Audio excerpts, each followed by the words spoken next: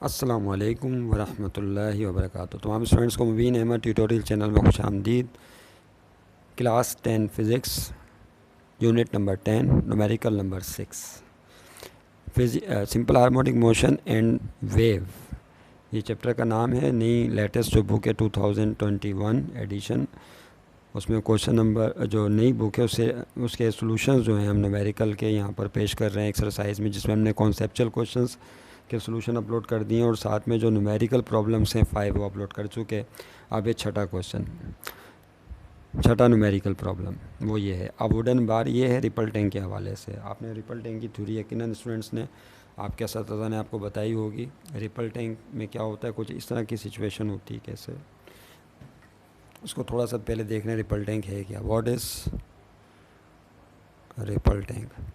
Ripple tank एक device होती है जिसमें हम वेव कैरेक्टरिस्टिक को स्टडी करते हैं।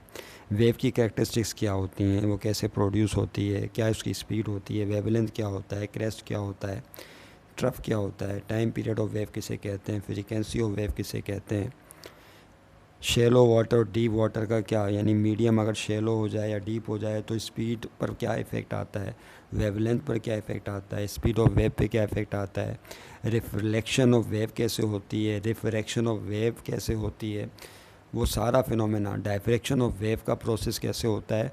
रिपल टैंक एक ऐसा प्रोसेस है जिसके ज़रिए आप वेव की कैरेक्टरिस्टिक कैलकुलेट कर लेते हैं। Is that clear? तो रिपल टैंक जो है उसकी छोटी सी हम डायग्राम बना के हमें तो न्यूमेरिकल प्रॉब्लम सॉल्व करना है अपना, लिहाजा हम अपनी गुफ्तगू का दायरा इस न्यूमेरिकल प्रॉब्लम तक ही महदूद रखेंगे। कुछ इस टाइप की एक ट्रे होती है असल में। रिपल टैंक क्या, it is a simply tray whose bottom is glass, is made by glass. ये एक ट्रे होती है, रेक्टेंगुलर शेप में एक ट्रे होती है। आपने डिश देखी है, डिश घरों में जो इस्तेमाल की जाती है, वो केबल वाली डिश नहीं, बिरयानी और वो कौरमा जिसमें डाला जाता है ना, वाली डिश। समझ गए बात को? कुछ इस टाइप का मामला होता है। ये एक तरह की डिश या टब है, इसको टब भी समझ सकते हैं आप। क्या है ये? This is a tub. Okay, इसके साथ जो एक स्टिक लगी होती है इसको वाइब्रेटर बोलते हैं। क्या बोला जाता है बच्चों इसे? That is called vibrator.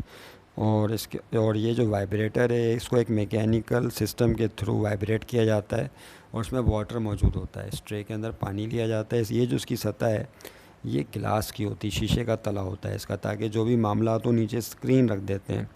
उस स्क्रीन के ऊपर जो है क्रेस्ट और ट्रफ जो है वो ब्राइट और डार्क बैंड की सूरत में नज़र आते हैं। ऊपर लाइट का भी इंतज़ाम होता है। ओके, बहरहाल ये एक वाइब्रेटर कहलाता है। ये स्टिक है, वुडन स्टिक है, जिसको बार बार पानी में डिप करते हैं। इस तरह से, मेरी बात समझ रहे हैं? इस तरह से डिप करेंगे वाटर में। जब ऊपर नीचे वाइब्रेट करेंगे तो पानी में जब ये मुसलसल डिप करेगी स्टिक, तो उसके नतीजे में क्या होगा, क्रेस्ट और ट्रफ यानी वेव क्रिएट हो जाएगी और वेव जो है वो ट्रैवल करना शुरू कर देगी। Is that clear? इस तरह का मामला होगा। इस तरह से अब जाहिर सी बात है कि हम सिर्फ इस तरह से वेव जो है ट्रैवल करना शुरू कर देगी इसके अंदर पानी में, या आप घर पे भी कर सकते हैं तजर्बा। तो ये वाइब्रेटर कहलाता है। क्या कहते हैं इसे? वाइब्रेटर, क्योंकि ये वाइब्रेशन प्रोड्यूस कर देता है वाटर मालिक्यूल में। वाइब्रेटर कहते हैं इसे, वाइब्रेशन पैदा करने वाला वो डिवाइस, ये stick. Okay, a wooden bar vibrating. A wooden bar होता है लकड़ी का बना हुआ, ये बार कहलाता है। Vibrating into the water surface in a ripple tank. Ripple tank में पानी की सतह के अंदर एक वुडन बार वाइब्रेट कर रहा है। Has a frequency of 12 hertz, और इसकी फ्रीक्वेंसी दी हुई है, इसके वाइब्रेट करने की फ्रीक्वेंसी 12 हर्ट्ज़। आइए डेटा बना लें इसका और समझ भी लें इसे। फिर अब डेटा में हम मुख्तसर करके डेटा बना सकते हैं, डायग्राम बना दिए। तो फ्रीक्वेंसी कितनी दी हुई है इसकी, वुडन बार की या वाइब्रेटर जिसको हम बोलते हैं, इसकी फ्रीक्वेंसी दी हुई है 12 hertz. What does it mean? इसका मतलब क्या? इसका मतलब ये होगा कि ये जो वाइब्रेटर या वुडन बार है ये पानी में 1 सेकंड में 12 दफ़ा डुबकियाँ लगा रहा है। 1 सेकंड में कितनी डुबकियाँ लगा रहा है, कितने डिप ले रहा है? 12, क्योंकि 1 सेकंड में वाइब्रेशंस की तादाद को फ्रीक्वेंसी कहते हैं। तो 1 सेकंड में 12 दफ़ा उछल कूद कर रहा है, यूँ समझ लें आसान अल्फाज में। तो ये इसकी frequency they the 12 hertz. Okay, the resulting wave has a wavelength of 3 centimetre. उसके नतीजे में जो वेव पैदा हुई पानी में, वेव, उसका जो वेवलेंथ है, वेवलेंथ बच्चों किसे कहते हैं? एक क्रेस्ट और एक ट्रफ का दरमियानी फासला, दिस इज़ कॉल्ड वेवलेंथ, और इसको लेमडा की अलामत से शो करते हैं। पहले भी बताया था आपको पिछले न्यूमेरिकल में।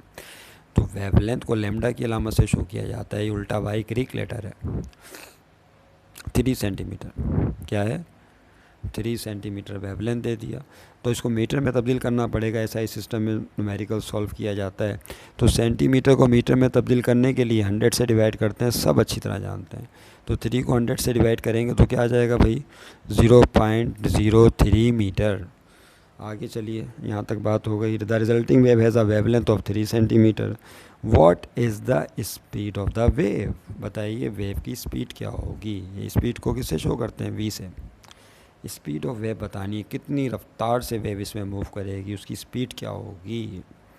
ओके, आपको पता है जब सुनामी आया था जापान में, बताते ये हैं कि जापान में जो सुनामी आया जिसने बहुत नुकसान पहुंचाया था जापान के कंट्री को, उसकी जो स्पीड थी, जो लहर या वेव पैदा हुई थी, उसकी स्पीड एक फोकर तैयारे की स्पीड से भी ज़्यादा थी।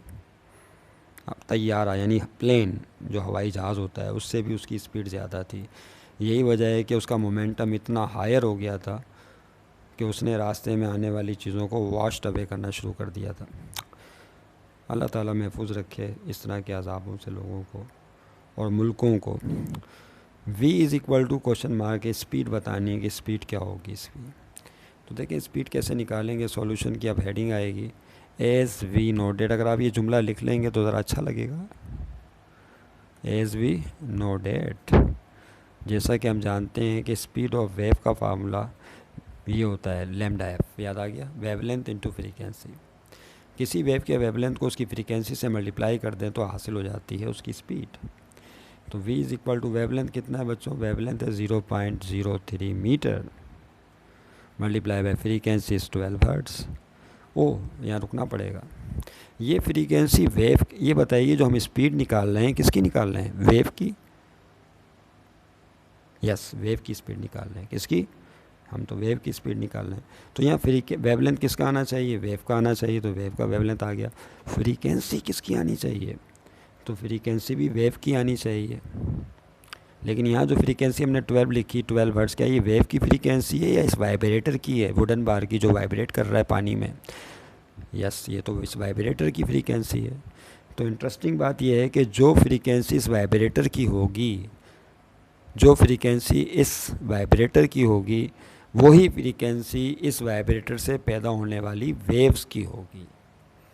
अगर ये 1 सेकंड में 12 दफ़ा उछल कूद कर रहा है तो इसका मतलब ये होगा कि 1 सेकंड में 12 वेवलेंथ किसी पॉइंट से पास हो जाएंगे। अगर ये 1 सेकंड में इसकी फ्रीक्वेंसी 10 है तो इसका मतलब 1 सेकंड में 10 वेव्स पास हो जाएंगी, क्योंकि हर एक दफ़ा डुबकी लगाने पर एक वेव क्रिएट होगी, एक वेवलेंथ क्रिएट होगा। तो अगर 1 सेकंड में 12 हर्ट्ज़ इसकी फ्रीक्वेंसी है, 1 सेकंड में 12 दफ़ा ये वाइब्रेट हो रहा है, तो इसका मतलब है 12 वेव्स पैदा हो जाएंगी 1 सेकंड में।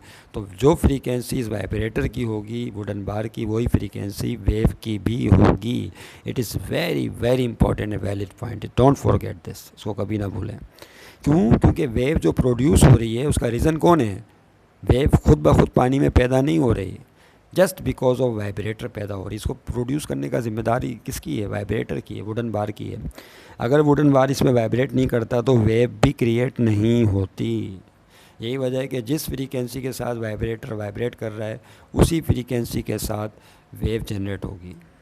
जो टाइम पीरियड वाइब्रेटर का है, यानी एक वाइब्रेशन के लिए जो ये टाइम ले रहा है, वही टाइम पीरियड इस वेव का होगा, यानी उतने ही टाइम में एक वेवलेंथ किसी पॉइंट से पास हो जाएगा।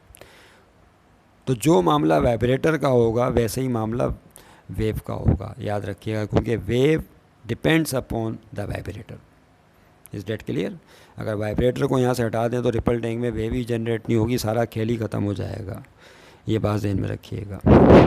आइए इसको मल्टीप्लाई करें तो देखिए क्या होगा बच्चों, 0.03 कैलकुलेटर अगर नज़र नहीं आ रहा, मल्टीप्लाई 12, तो आप कैलकुलेटर की स्क्रीन देख लें, वो दिख रही होगी, तो ये आ जाएगा 9/25। SD में कर लें तो 0.36, तो स्पीड ऑफ वेव आ जाएगी 0.36 यूनिट। पता नहीं, तो आप जानते ही हैं स्पीड का यूनिट होता है मीटर पर सेकंड। तो रिक्वायर्ड स्पीड ऑफ वेव क्या आ गई, रिक्वायर्ड, नज़र आ रहा है, यस आ रहा है, रिक्वायर्ड स्पीड ऑफ वेव।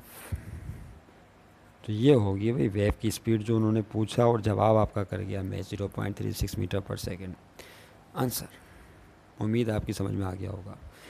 फिर मिलेंगे नेक्स्ट क्वेश्चन नंबर 7 के साथ इंशाल्लाह। तब तक के लिए खुदा हाफिज़। अपनी दुआओं में बहुत बहुत याद रखिएगा। खुदा हाफिज़।